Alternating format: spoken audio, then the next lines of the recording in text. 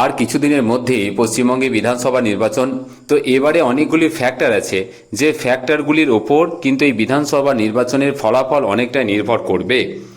তো সেই ফ্যাক্টরগুলির মধ্যে বিশেষভাবে যেগুলি উল্লেখ করা যায় তার মধ্যে একটি হচ্ছে বকেয়া ডিএ সংক্রান্ত যে ব্যাপারটা আছে, এবং তারই পাশাপাশি শিক্ষক মহাশয়দের টেট সংক্রান্ত বিষয়।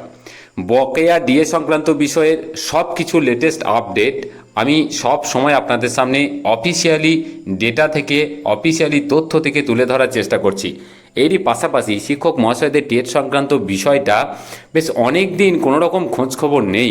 তো এই বিষয়ের কিছু লেটেস্ট আপডেট আজকে আমি আপনাদের সাথে শেয়ার করতে চাই। দেখুন, শিক্ষক মহাশয়দের টেট সংক্রান্ত বিষয়ের যে সুপ্রিম অর্ডার, সেটা আমরা প্রত্যেকেই জানি যে 1 সেপ্টেম্বর 2025 কিন্তু হয়েছিল, এবং সেখানে 2 বছরের একটা সময়সীমা বেঁধে দেওয়া হয়েছিল। তারপর কিন্তু অনেক কিছু ঘটে গেছে। আমরা জানি যে রিভিউ, রিট থেকে এমএ ফাইল অনেক কিছু হয়েছে। তারপরে আন্দোলন, বিভিন্ন জায়গায় অ্যাপ্লিকেশন, লোকসভা থেকে শুরু করে পার্লামেন্টের বিভিন্ন জায়গায় কিন্তু বক্তব্য তুলে ধরা হয়েছে। আমাদের কেন্দ্রীয় শিক্ষামন্ত্রী থেকে শুরু করে প্রত্যেকটা স্তরে, প্রত্যেকটা জায়গায় কিন্তু এই টেট মুক্তির জন্য কিন্তু সব রকম চেষ্টা কিন্তু চলেছে। কিন্তু এখনও পর্যন্ত তার কিন্তু কাঙ্ক্ষিত যে ফলাফল, সেটা কিন্তু শিক্ষক মহাশয়রা এখনও কিন্তু পাননি। তো এই বিষয়ের কি লেটেস্ট আপডেট আছে, এটুকু আমি আপনাদের সাথে শেয়ার করতে চাই।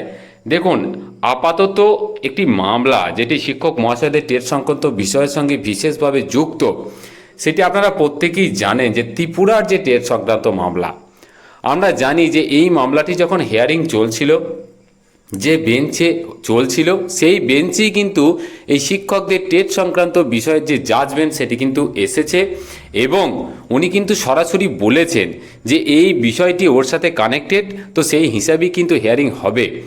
তো ত্রিপুরার যে টেট সংক্রান্ত বিষয় আপনারা প্রত্যেকেই জানেন যে সেখানে কিন্তু হাইকোর্ট থেকে সরাসরি বলে দেওয়া হয়েছে যে আরটি অ্যাক্ট লাগু হওয়ার আগে নোটিফিকেশনের মাধ্যমে যে সমস্ত শিক্ষকরা নিযুক্ত হয়েছেন, যারা এই অ্যাক্টের আওতায় আসেন না এবং তারা তার আগের পূর্ববর্তী নিয়ম অনুযায়ী যেহেতু নিযুক্ত হয়েছেন, তাদের ক্ষেত্রে কি করে টেট বাধ্যতামূলক হতে পারে, তো সেই বিষয়ে কিন্তু ত্রিপুরা হাইকোর্টের ডিভিশন বেঞ্চ কিন্তু একটা জোরালো সওয়াল এবং অর্ডার কিন্তু পাস করেছে।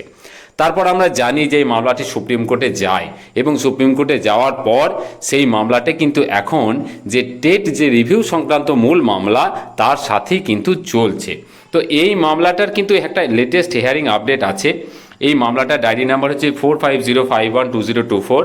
তো এই মামলাটা দেখুন, the state of Tripura versus Sajal Deb. এই মামলাটা ফাইল হচ্ছে 27/9/2024, 8টা 18। তো এই মামলাটা দেখুন, লাস্ট লিস্টে নন, দেখুন 16/3/2026 কিন্তু হিয়ারিং হওয়ার একটা জোর সম্ভাবনা আছে।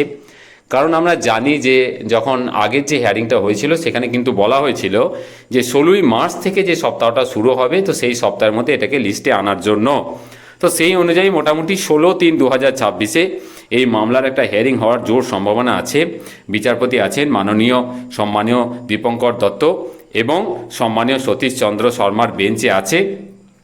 তো এখানে যদি কোনো একটা পজিটিভ রেজাল্ট কিছু আসে, তাহলে রিভিউ সংক্রান্ত যে মূল মামলা, সেখানেও আমরা বলতে পারি যে অবশ্যই সেখান থেকে পজিটিভ কিছু রেজাল্ট আসবে। তো এই মামলাটার দিকে আমাদের প্রত্যেকেরই নজর থাকবে। আমি আপ্রাণ চেষ্টা করছি আপনাদের সামনে সমস্ত তথ্য, অফিসিয়ালি তথ্য, সব কিছু লেটেস্ট আপডেট তুলে ধরার জন্য। তো 16ই মার্চের জন্য আমরা দীর্ঘ অপেক্ষায় প্রতীক্ষায় আছি, বসে থাকবো, এবং তার লেটেস্ট আপডেট অবশ্যই আপনাদের সাথে শেয়ার করব। এই ছিল আজকের টেট সংক্রান্ত বিষয়ের যে আপডেট, আর এটুকু শেয়ার করার ছিল, এটুকুই শেয়ার করলাম। খুব ভালো থাকবেন, ধন্যবাদ।